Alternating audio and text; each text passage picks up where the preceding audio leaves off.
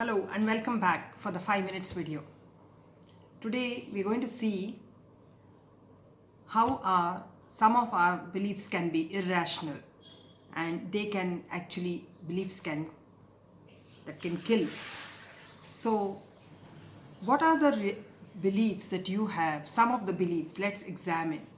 Is there any belief that you feel is irrational? Quickly just jot them down in your mind.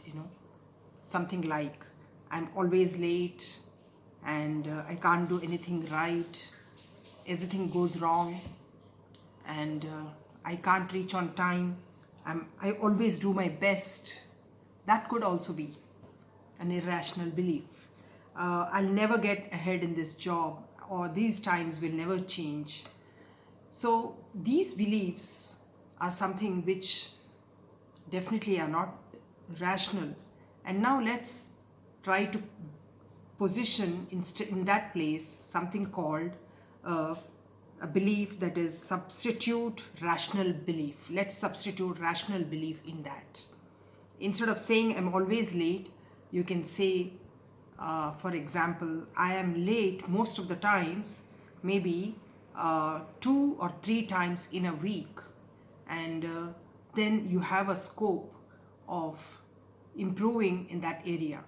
So many times we just use language in a way that could become very debilitating and crippling, especially such language which is not rational. And rational beliefs make you to do something, take action in that direction. So it's so important for you to think about this, and what could be the substitute for I'm always late. You can put this in a different way, saying I'm often late, and that gives you a space to improve, that allows you to think something rational. And it's not irrational, it doesn't have to be absolute or something like a ultimate. It's not a statement. It's actually something like you can have scope to improve in that area. And what about I can't do anything right? So you can substitute that by I do some things right but not others.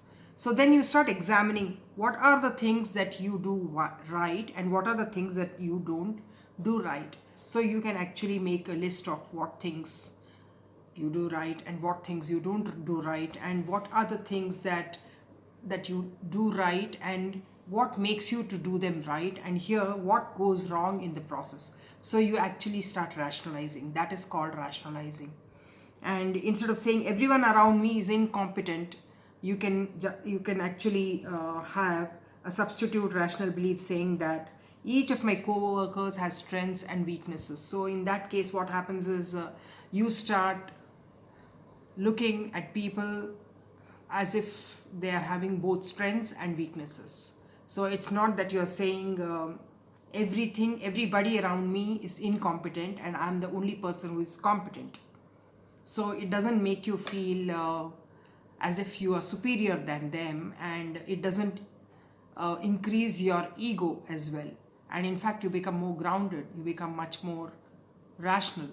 So it's very important to just kind of check your beliefs, and instead of having these irrational beliefs which kill, you need to have something that is positive, something that is allowing you to scope to improve.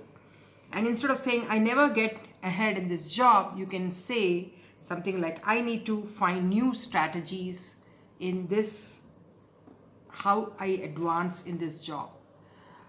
So that again allows you to grow in that job or look out for something different.